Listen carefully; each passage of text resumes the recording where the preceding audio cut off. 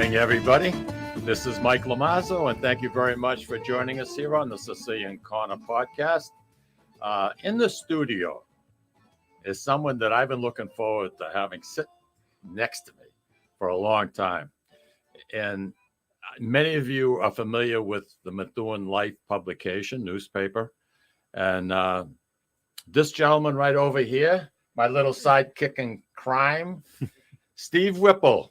He's the editor, the publisher, and we have to say he wouldn't have any of it if it wasn't for his mom, who does just about everything, right? Yeah, I mean, she keeps you on the straight and narrow. Right. And, she's up there a couple of years, and, I know what that's like. We were talking about it off the air, and, God bless her to keep herself. I mean, that's a full-time job. Yeah. She stays really busy with all the papers, and she's up late at night and back at it early in the morning. So she's an inspiration. Steve, the reason I asked you to come in, there's a few. One, I love reading Methuen Life. I really do. And knowing you when you were a lot smaller and younger, your personality is reflected in that newspaper. I think you've been blessed with a tremendous personality, sense of humor. And I think the way you write expresses that. I mean, if I didn't know you and I was reading some of the columns that you write, because you break me up. You really do. You break me up.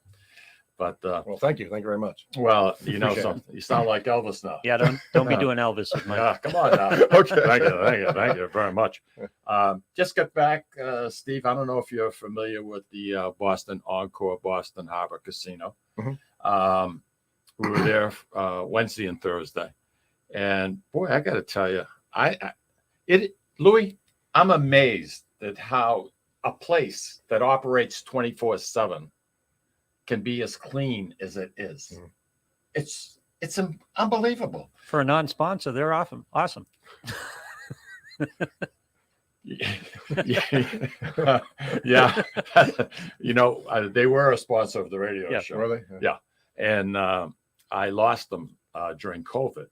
And since we've been back, I've tried a couple of times, and I used to do a segment called Father Mikey. Okay. Yeah. And I had a black shirt with a collar, and I did this whole skit. And I didn't really have a room for another sponsor except for that particular. I was looking for a sponsor for Father Mikey. I don't think you even know this story. No, I don't know this part of the story. Yeah. No. And so I got in touch with the woman who's in charge of advertising. So you specifically asked them to sponsor Father Mikey? Yeah. I didn't have this part of it. No. Yeah. So I asked for an appointment, and the woman says, absolutely, come in. Took me to lunch, had a nice conversation with her. And she says, I'm interested. I says, okay, that's good. She says, let me talk it over with my staff, and we'll get back to you. So about 5 days goes by, and she writes to me, and she says, can you come in Tuesday? I'd like to sit with you. And she says, I'm going to have the attorney. They have a team. I'm going to have one of the attorneys with us. Okay. So I go, I meet with Always her. a good sign. It is. Yeah. That makes you feel comfortable. Yeah. Right. I mean, Everyone loves meeting with attorneys. Yeah. And the attorney had a problem because it was the religious aspect of it, Father Mike. Yeah. And he advised her not to do it. And that's how. So now I've been letting time slide by because the show now is a little bit different than the way it was. My partner, Tommy Zappala, retired from the Sicilian Corner, and it's a well-deserved retirement. He did more than his share. And now I'm going to wait until I have an opening, and I will pitch it again, but not for Father Mikey, just a regular sponsorship. But that threw me a curve. I didn't expect that in a million freaking years.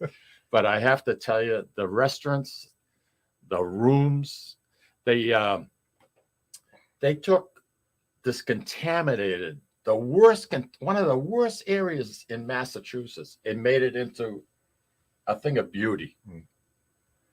They created a 6-acre park, and this is the best that I've seen it look, Lou, because I've been very, very critical of the way they've been maintaining that out there through the years for the last 4 years.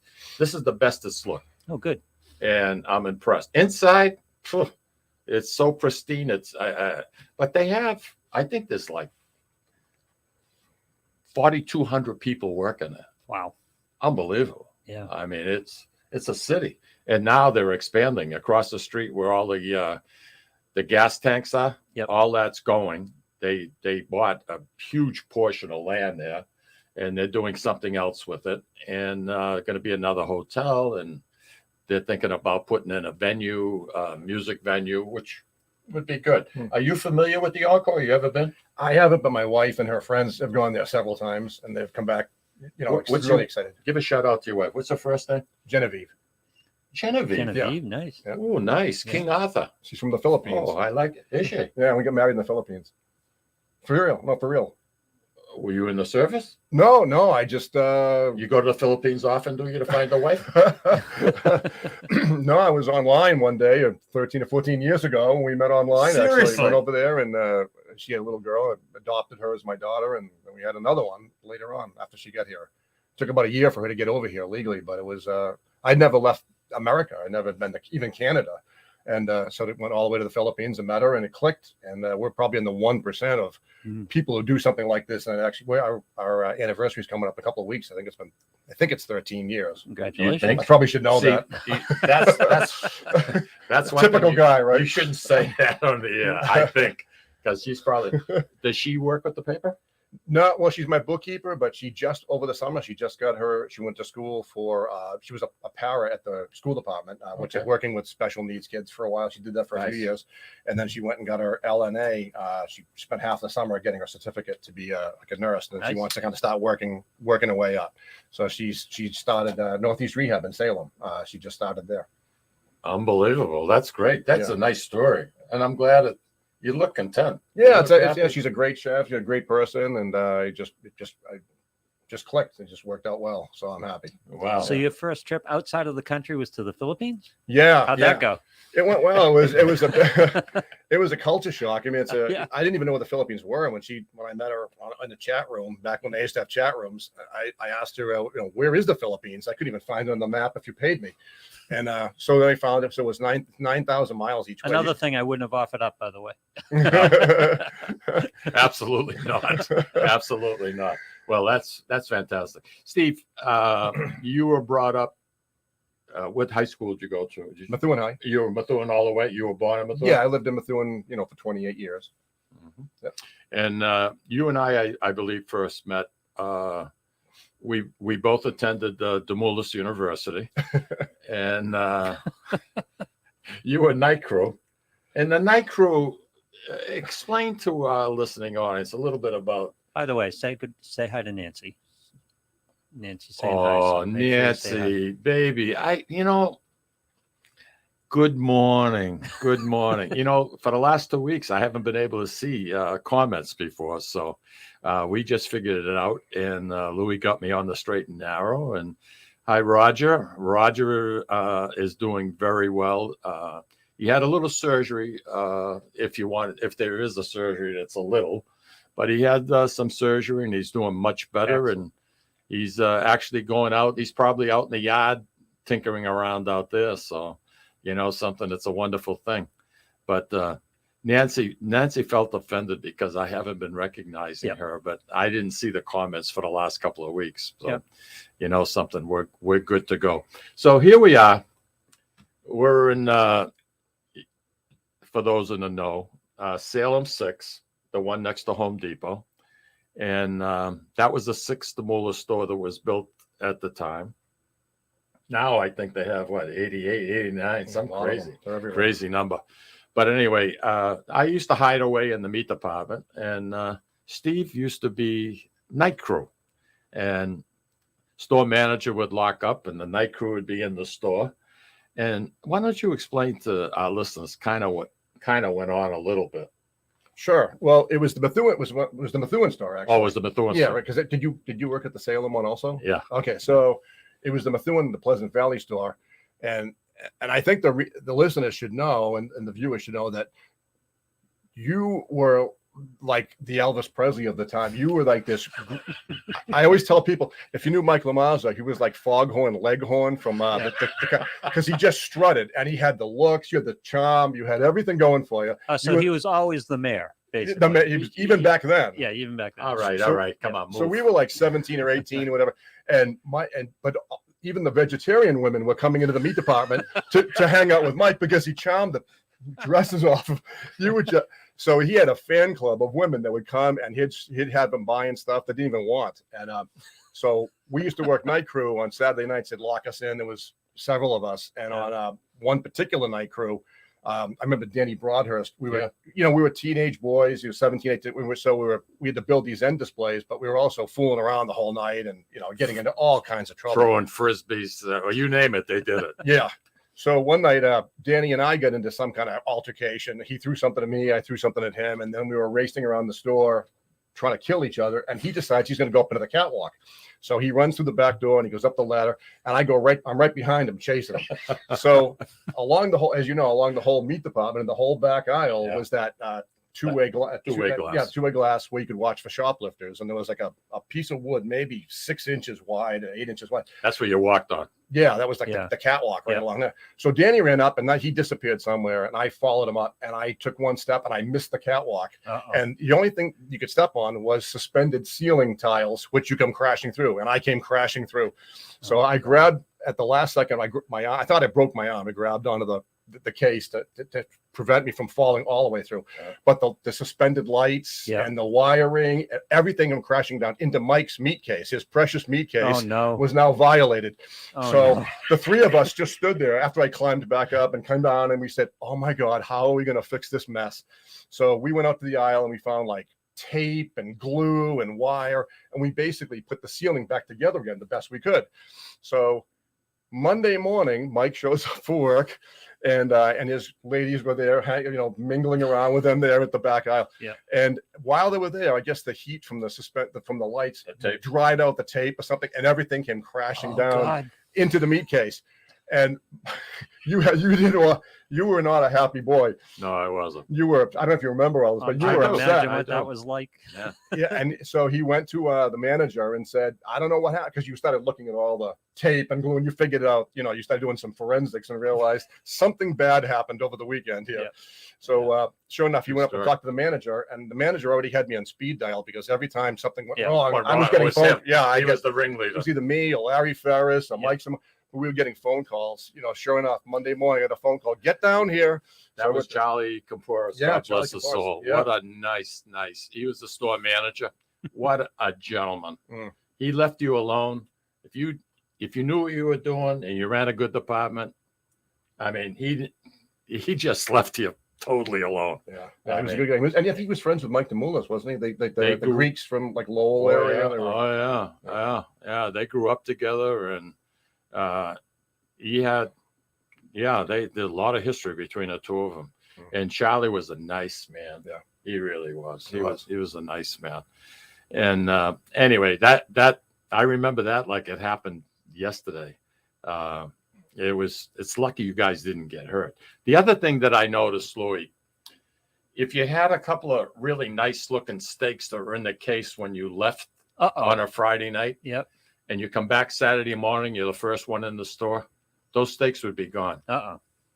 Where did they go, Steve? We ate well on night crew. These guys ate, lobster, whatever. Really? Yeah. Somebody fell into the lobster tank one night. They did the same thing. They fell through the suspended ceiling, landed in the lobster tank. I didn't know that. Yeah. There was a lot of things you probably didn't know. We'll have to write a book about this. We'll have to team up and write a book one day. So there's no lobster inventory. No, I used to put him on a leash and walk him down the aisle during store hours. And I just, on a dare or something, but people still say, remember the time you went up and down the cereal aisle with a lobster on a leash?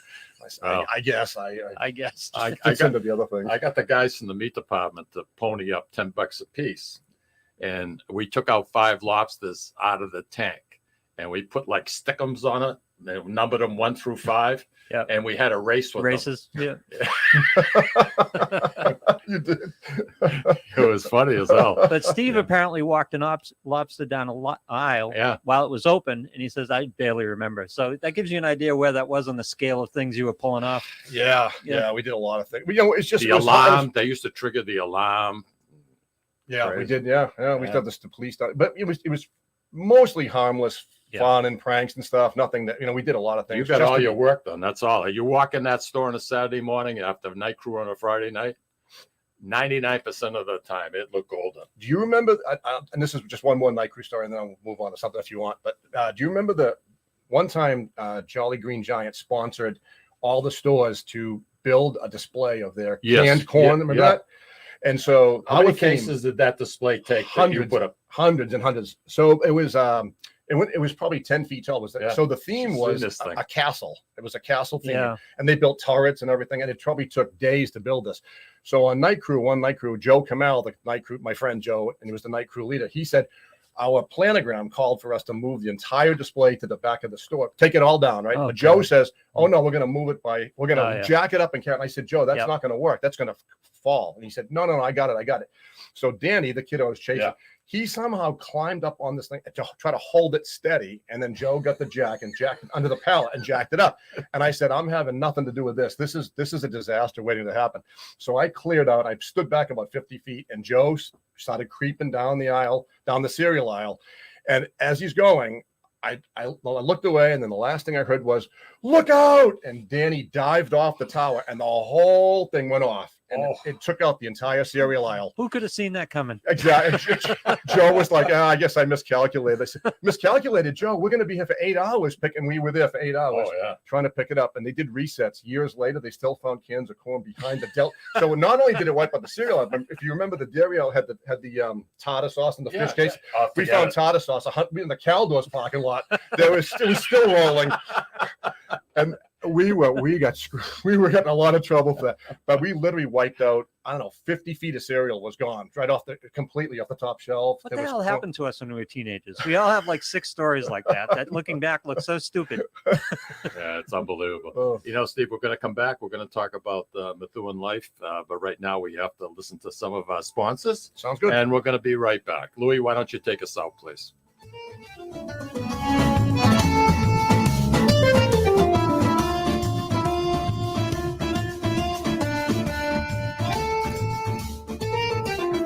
Ciao, this is Esther of You, Me, and Sicily. I want to talk to you about Tommy Amin and the great staff at Butcher Boy Market. Families, foodies, and home chefs come together at Butcher Boy to talk good food and create traditions. They offer the best in quality cuts of beef, pork, lamb, poultry, and restaurant-style steaks and chops. Produce? All of their produce is hand-selected to complement any meal or even to make it your main course. Their deli serves fresh roast beef, turkey, and beautiful imported Italian cold cuts, cheeses, and antipasto. And don't forget the Butcher Boy Bakery, featuring sweet delectables from all over the state, as well as their very own bakery. That's Butcher Boy, where the secret to a great steak is, of course, the steak. Located at 1077 Osgood Street in North Andover, Massachusetts, in the Butcher Boy Plaza. Ciao!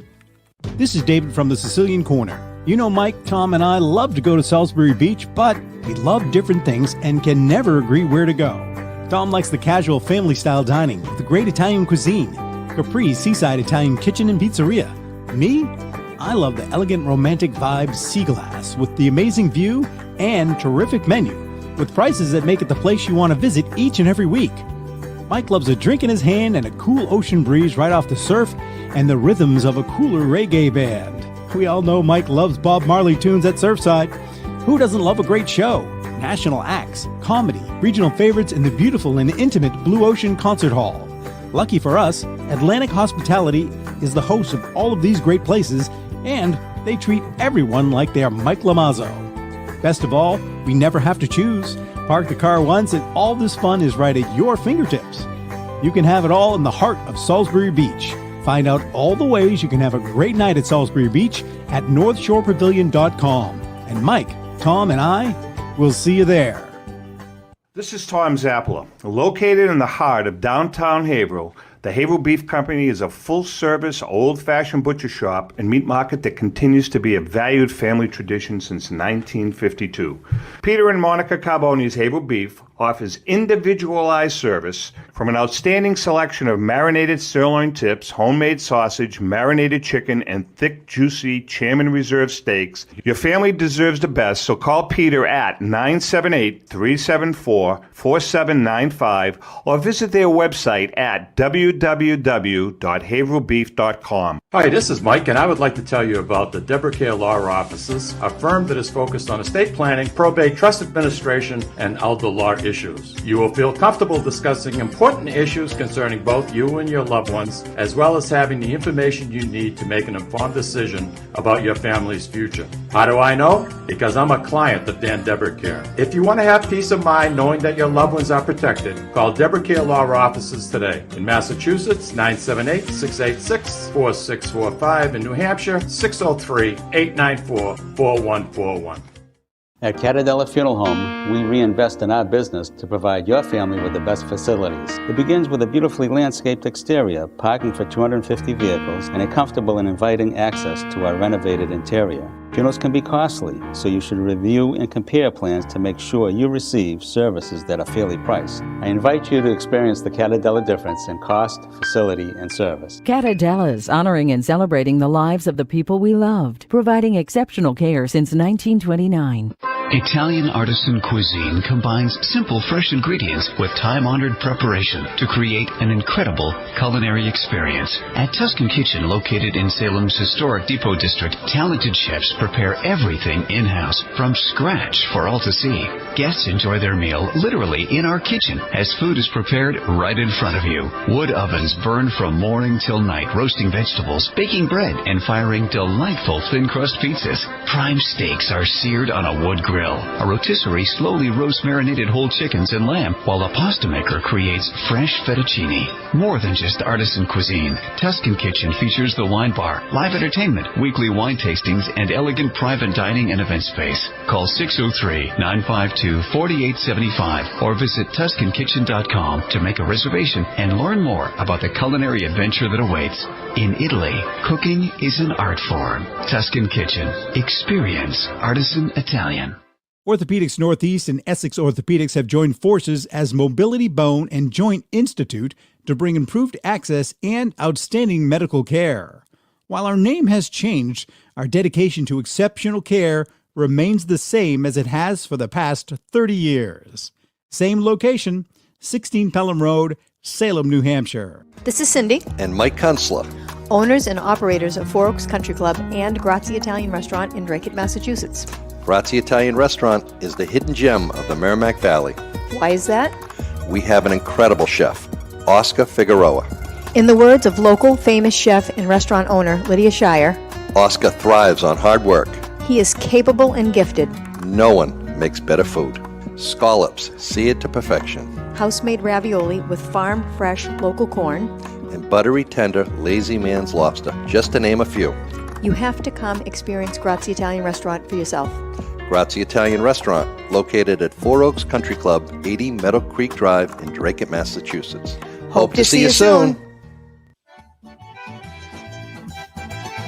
Hey, Steve. So you like the commercials? They look good. Love them. They look fantastic. You know, last week Dahlia Diaz was on, and every time they'd show a couple of the ads, especially the one about Grazie, I'm hungry. I'm hungry. I want to go eat. I'm Same hungry. thing happens to me. Yeah, me too. I'm with you. No, the ads are very nice. We've been very fortunate, Steve. You know, just like your newspaper, you need sponsors. Mm-hmm. And we've been very well accepted here in the Merrimack Valley area. And I don't take it lightly. I take it seriously. And that's why, you know, I try to, if I'm going to go out to eat, I usually go to one of our sponsors, and good or bad, if I don't like something about it, I'm going to tell the owners. And the only way you learn how to correct things is constructive criticism. Mm-hmm. You know that. Let's get to Methuen life. Hang on, we got Roger here. Oh, I'm sorry. You got Roger. Roger. I forgot. Go ahead, Roger. Roger. Good morning, gentlemen. How are you? I'm doing okay. I heard you mentioning me, but yeah, I wasn't outside because it's raining. But I am in the back of the garage doing my thing, fooling around with my seeds. You're getting seed ready now for next season? Yes. Okay. Yes, specifically my sunflower seeds. God, no. Yeah. Which you, if you want, would be the recipient of some. If you want. I think I'm pretty well squared away. Well, I want some. Okay. You want some? Whatever. If you want some, I can give you 4 different heights. What would you like, Lou? I don't know. We took a mix this year, and they're still budding. I don't know how long. What's the season on sunflowers? As soon as you get a frost, and you're not gonna have them for the next 10 days. So the weather. Anyway, I just want to say hi to Steve. I read him all the time, not in Methuen Life, but in Salem Life. And God, I hope your life isn't that crazy. The way you write about it. It is. If not, you're going to be in an asylum. I wish I could say I make that stuff up. Unfortunately, I don't. It actually happens. But thank you, Roger. I appreciate that. Hey, Roger, it's a pleasure to hear from you, my friend. Don't overdo it. I just want to say, too, that I was a graduate of the Moores University night cruise system. Were you? Yeah. I worked out of Methuen down by 93, the first one in Methuen. Oh, okay, yeah. But I worked night crew in Salem, and in the day you had to be 18 years old to work in Salem because they sold beer. Well, unlike you, just doing mischief, I pretty much actually broke the law. Mischief, Steve. Because I was like 16 and a half, and I was supposed to be 18, but they didn't care. They sent me up there to work the night crew. So, and you're right. There was so much stuff going on in there. It was just unbelievable. Good experience, though, right, Raj? Yeah, if you wanted to, act out your fantasies. Well, you know something. You at least you're out there working and making a buck. You know what I mean? And I just want to say, Steve, keep doing what you're doing. I met you at my buddy Rocky Marson's house when you did an interview for him a couple of years ago about the Ghostbuster stuff. Right. Okay. Yep. And he's still going strong. He's going crazy, and you might even want to do another profile of him. He's really getting up there. Yeah, he's been real busy with the river, and he's a good guy for doing what he does. Absolutely. Cleaning up that river. Making a hell of a job. Making a big difference. Rocky's relentless. Yeah. We're going to get Rocky on with us again. Hey, Roger, thank you, my friend. Have a wonderful weekend. I'm glad you're starting to feel your oats again. Yeah, but I still want to. I'm antsy. I want to get going. Well, take your time. All right. I know. All right. Take care. Get you later. Bye-bye. Bye-bye. Steve, where did the idea? How did you get involved with publishing, being an editor of local paper? So in college, I needed to do an internship. I majored in English at UMass Lowell, UMass Lowell. Yeah. And I was supposed to do a practicum. And so I went to the Eagle Tribune and talked. At the time, was the managing editor was Gary Molina, who was side by side with Dan Warner, and everybody knows Dan. Oh yeah. Really great newspaper guy. Dan was just one of a kind. So anyway, so Gary said, well, we have 2 openings. You can work either in the sports department or writing wedding, the wedding announcements, things like that. So I really had played some sports in high school. I mean, when I was younger, but I didn't think that I would be a really good fit for the sports writer. So I took on the wedding, which lasted I think I did it one day, and I said, I'm going to be a sports writer. Yep. I guess this is horrible. So I did that, and I learned a lot. I worked with Bill Bird, and you probably know a lot of the guys over there. And the late Mike Muldoon was a good friend of mine. He had passed away, and he was a really nice guy. When did Mike pass away? Well, just over a year ago. I didn't know. Yeah, just a year, and he was a shame.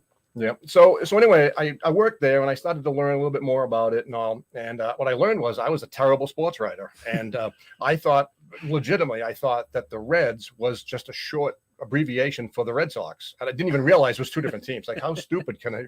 Why am I writing sports? Yep. So it was all high school stuff, but I always grew up around hot rods and muscle cars, and my dad was into that. So we really, I like that, and I started thinking, maybe I could start putting stuff in the Tribune about some of the local car shows and maybe featuring somebody. And I went to Gary and I had an idea. And I said, what if we do a column called Whip's Wheels? And it's short and it's the alliteration. I like that. Yeah, and it was short. And he said, let me think about it. And he came back and said, well, we like the idea. The concept is good, but we're going to change the name to Hot Cars. And I said, okay, great. I'm doing a story about stolen cars. Perfect. I said, that doesn't really fly. I said, I still Was that in your head or was that out loud? I told him out loud. Okay. I said, I'm not really going to do a stolen car thing. So he said, all right, you got a point. You got a point. Whip's Wheels. We'll go with that.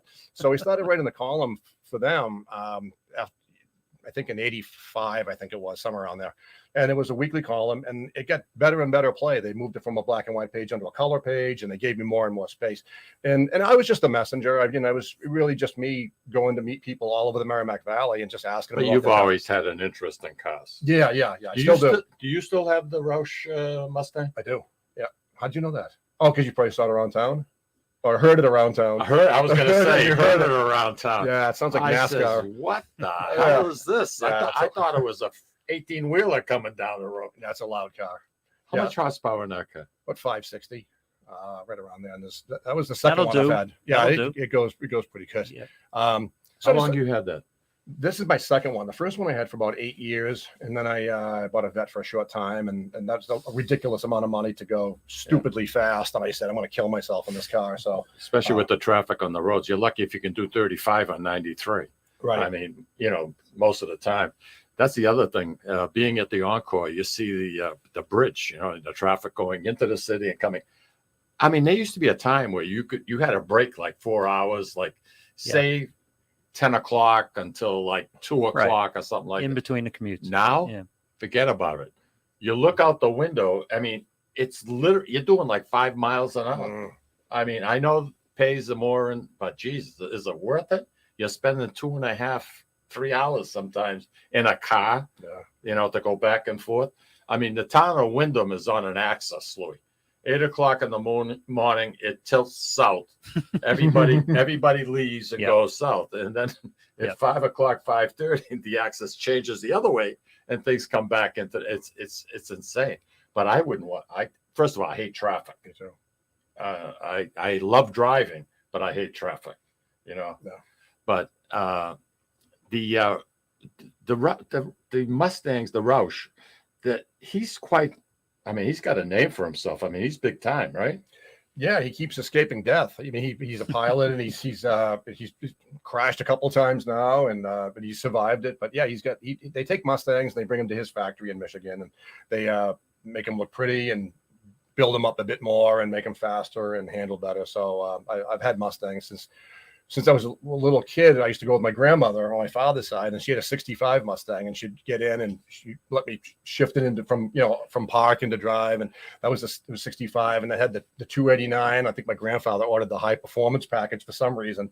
So my grandmother would get in behind the wheel and put her classical music on full blast. So I'm listening to Mozart and Beethoven and this Mustang, and but it clipped along real well. And I think I really got the bug from that point on. So it's usually been a Mustang in my life. My first car was a 68 Mustang Coupe. Nice. Fern green. No kidding. Yeah, handed down from my parents, and I drove it right the hell into the ground. Wow. It took me about 3 years, but I drove it right into the ground. My the 2001 Caddy Eldorado, I had to get rid of it. I couldn't drive it anymore. I wouldn't get a sticker, and it killed me. It broke my heart. But I had 223,800 miles in that car. Holy cow! 223, and it was funny. I donated it to a military organization, and they came to the house with a flatbed because most of the cars that get donated, they don't drive, so that they have to jack them, pull them up on the flatbed. So the guy says, geez, he says, the driveway is going to be a little tight. He says, this is going to be a little bit of a problem. I says, why? I'll just drive it out onto the street. Leave your truck out in the street. And we'll just put it right up there. He says, oh, it runs? I said, yeah, it runs. It was rusting from underneath. And the transmission was just about ready to go. And I said, 223,000. I mean, on the same engine. I said, it bothered me, but I decided to give it up and donate it. And anyway, my next door neighbor, Danny Shattuck, comes out, 2 glasses of wine. We're standing at the end of my driveway. The caddy goes up on the hoist on the truck, And there we are toasting its last trip down Rolling Ridge Road. I mean, it was funny as hell. And then out of the clear blue, he says to me, you know, the Honda, that was Lucille's car. He says, you interested in selling it? I says, well, what do you got in mind? So we're drinking wine. The caddy's going down the street. He makes me an offer for the Honda, and I end up selling that too. So now I got no car. I'm zero. I'm grounded. That's the way it went down. It went down. But Wyndham's a nice community. You've been up there for a while. And Roger just wrote, he said he had a 69 Camaro RS 350. Today, you can't really enjoy a car, you know. The other thing is the electric cars. I love the sound, you know, like you put a little bit of pressure on that gas pedal. I mean, it's you. I mean, it does something to you inside. It makes you feel good. These electric cars, crap. I went to get my newspaper the other day, and my street is we're only 16 houses. I went to get the newspaper. I went to turn around, and Jesus, there was an electric car. I didn't even hear the damn thing coming at me. I almost got killed. They sound like spaceships sometimes. Yep. Like, you know, they have this weird sound to them and all. They're Like different, different. I mean, I know, you know, we got to do something about the environment, but we're going to come back. I want to talk a little bit more. I mentioned to you about pictures in your newspaper, how clear they are, and I'm very proud of you. I really am, Grasshopper. Thank you, Master. Louis, why don't you take us to break? And this will be our last break, and we'll run right up to noontime, Steve. And whatever you want to get out there, and you can do it. This will be your time. All Well, right. I know you're never speechless.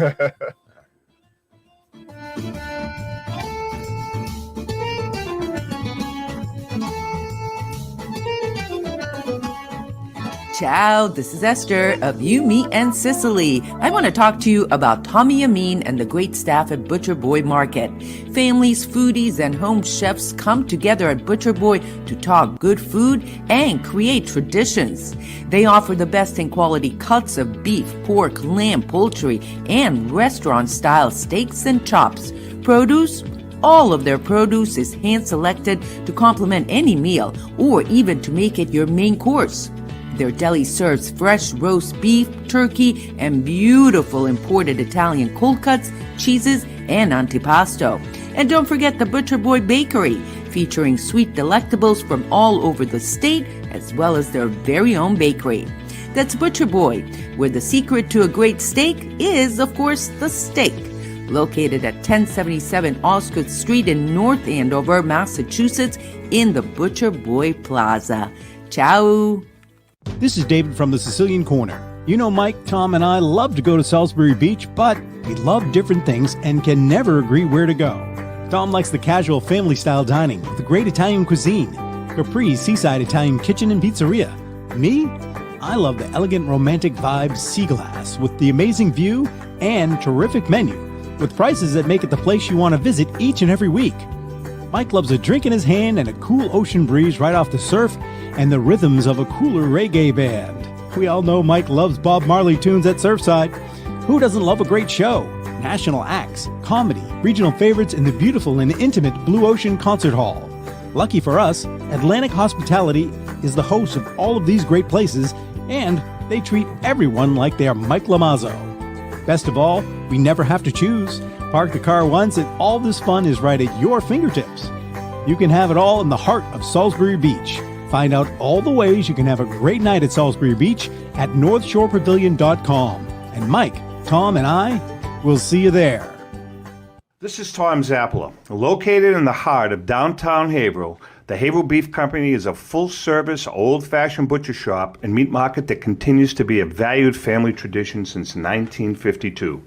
Peter and Monica Carboni's Haverhill Beef offers individualized service from an outstanding selection of marinated sirloin tips, homemade sausage, marinated chicken, and thick, juicy Chairman Reserve steaks. Your family deserves the best, so call Peter at 978-374-4795 or visit their website at www.haverhillbeef.com. Hi, this is Mike, and I would like to tell you about the Deborah Care Law Offices, a firm that is focused on estate planning, probate, trust administration, and elder law issues. You will feel comfortable discussing important issues concerning both you and your loved ones, as well as having the information you need to make an informed decision about your family's future. How do I know? Because I'm a client of Dan Deborah Care. If you want to have peace of mind knowing that your loved ones are protected, call Deborah Care Law Offices today. In Massachusetts, 978-686-4645. In New Hampshire, 603-894-4141.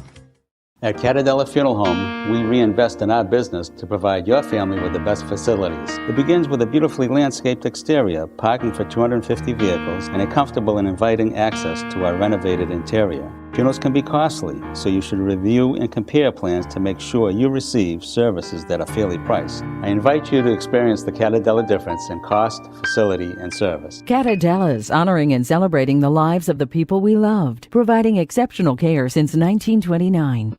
Italian artisan cuisine combines simple, fresh ingredients with time-honored preparation to create an incredible culinary experience. At Tuscan Kitchen, located in Salem's historic Depot District, talented chefs prepare everything in-house from scratch for all to see. Guests enjoy their meal literally in our kitchen as food is prepared right in front of you. Wood ovens burn from morning till night, roasting vegetables, baking bread, and firing delightful thin-crust pizzas. Prime steaks are seared on a wood grill. A rotisserie slowly roasts marinated whole chickens and lamb, while a pasta maker creates fresh fettuccine. More than just artisan cuisine, Tuscan Kitchen features the wine bar, live entertainment, weekly wine tastings, and elegant private dining and event space. Call 603-952-4875 or visit TuscanKitchen.com to make a reservation and learn more about the culinary adventure that awaits. In Italy, cooking is an art form. Tuscan Kitchen. Experience artisan Italian. Orthopedics Northeast and Essex Orthopedics have joined forces as Mobility Bone and Joint Institute to bring improved access and outstanding medical care. While our name has changed, our dedication to exceptional care remains the same as it has for the past 30 years. Same location, 16 Pelham Road, Salem, New Hampshire. This is Cindy, And Mike Kunstler. owners and operators of Four Oaks Country Club and Grazie Italian Restaurant in Drake, Massachusetts. Grazie Italian Restaurant is the hidden gem of the Merrimack Valley. Why is that? We have an incredible chef, Oscar Figueroa. In the words of local famous chef and restaurant owner Lydia Shire, Oscar thrives on hard work. he is capable and gifted. No one makes better food. Scallops seared to perfection. House-made ravioli with farm-fresh local corn. And buttery tender lazy man's lobster, just to name a few. You have to come experience Grazie Italian Restaurant for yourself. Grazie Italian Restaurant, located at Four Oaks Country Club, 80 Meadow Creek Drive in Drake, Massachusetts. Hope to see you soon. Hey everybody, we're back, and our guest in the studio, and I'm having a good time. Me too. Steve Whipple, who is a longtime friend, and he's really accomplished quite a bit with the Methuen Life magazine, newspaper. I keep calling it magazine. You do have magazines, don't you? No, we get the newspaper, but magazine just sounded fancier, so we put magazine. It's just Will you put newsprint. Newspaper / magazine? If you want, yeah. But there's nothing magazine-y about. Well, I think the format, a traditional newspaper tends to have a lot of text on the cover, and we go with a single big primary photo to make it look like a magazine, even though it's newspaper. Steve, I put the news on the morning TV, and I'm up every morning at 4:30. That's my routine. And I've never deviated from it. And I open my eyes either 15 minutes before, 15 minutes after. That's the way it goes with me. It's just the way I am. But you put the news on, it's so depressing. I mean, jeepers creepers, who's got shot here? Earthquake killed 2,200 people there. There was a fire in San. I mean, it's depressing. I pick up your paper, it's light. And that's why I said it reflects your personality. But you don't, to be successful, you have to have people behind you. You have to have a team.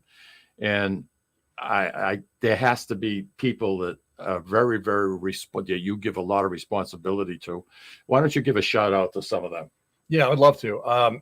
First and foremost, I really wouldn't. I don't even know if we'd have a Methuen Life if it weren't for Melissa Philly. She's right here in Methuen, and I worked with her at the Eagle Tribune. She was a copy editor. And I think it was within the first few issues of Methuen Life before she was with us, she emailed me and said, you're butchering commas. You got commas where they shouldn't be. You're getting missing commas.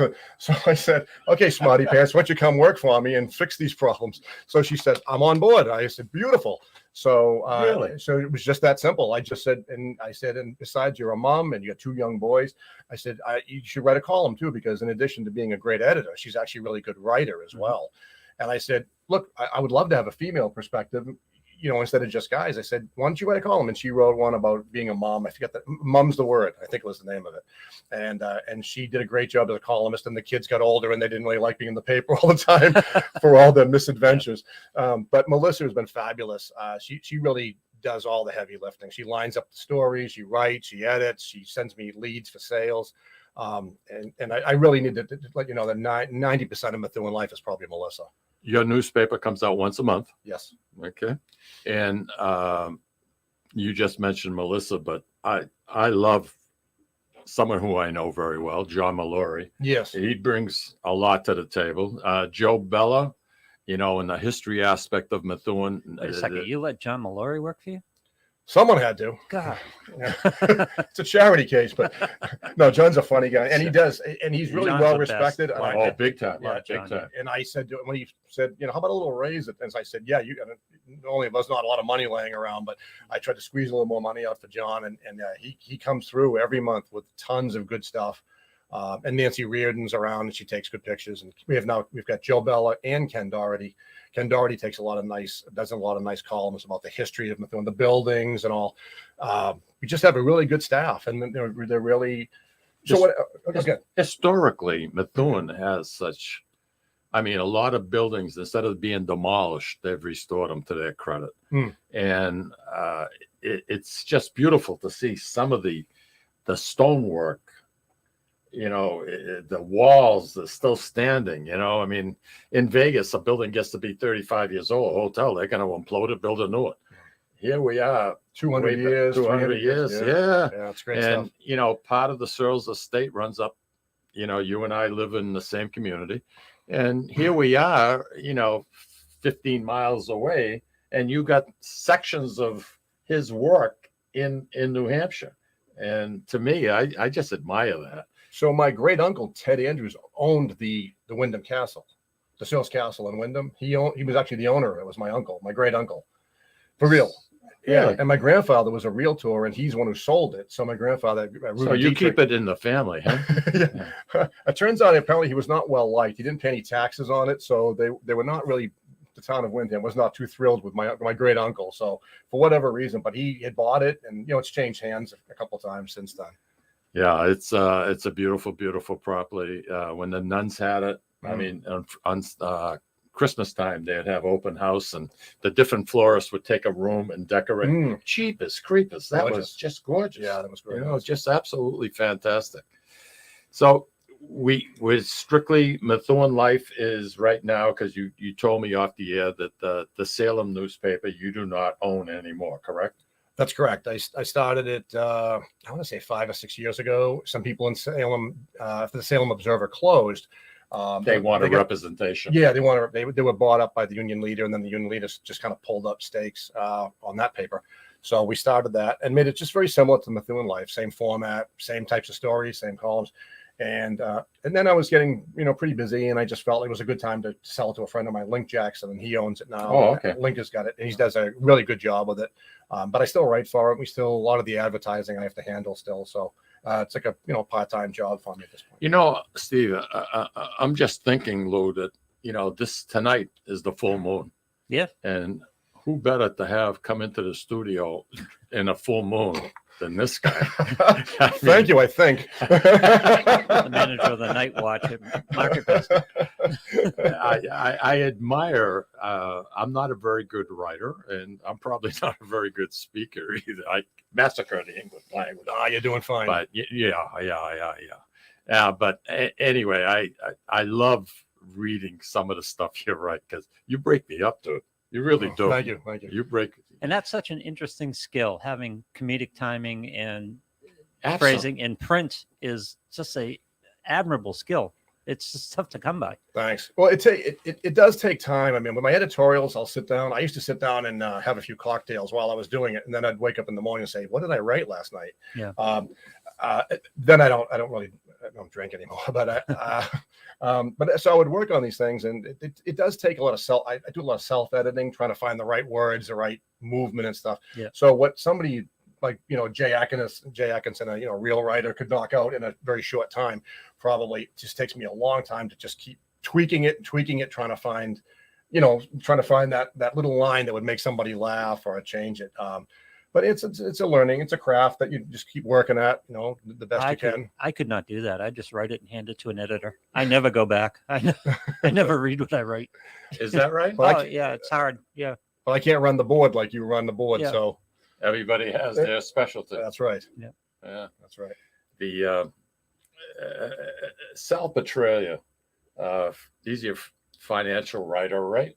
He was doing up until his last column, I think, was June. He had Okay. moved to Florida years ago, All and right. he's got to be.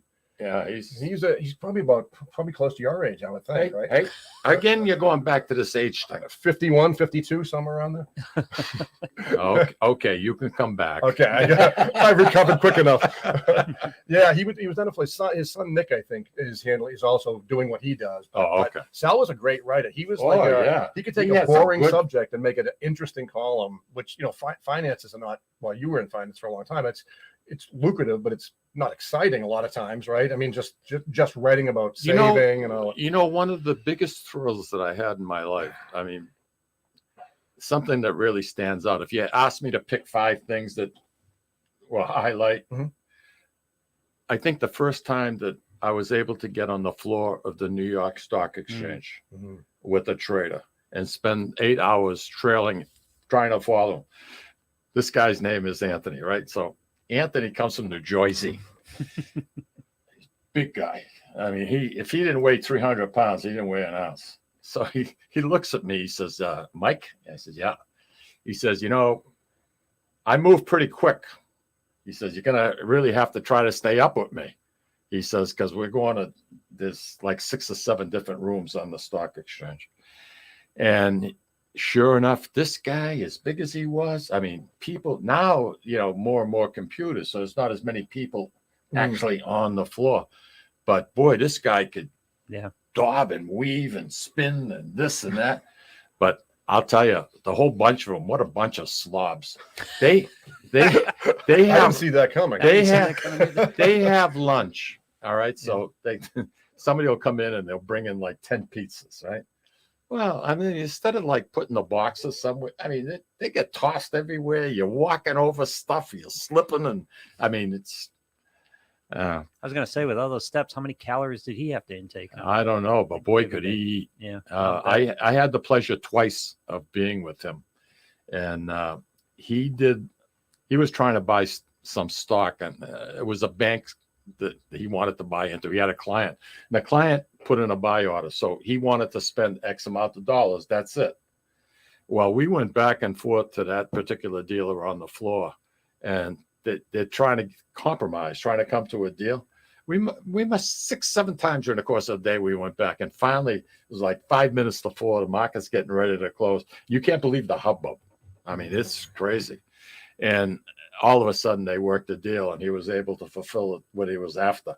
But it took like 6 or 7, 8 visits sometimes. I mean, it was crazy.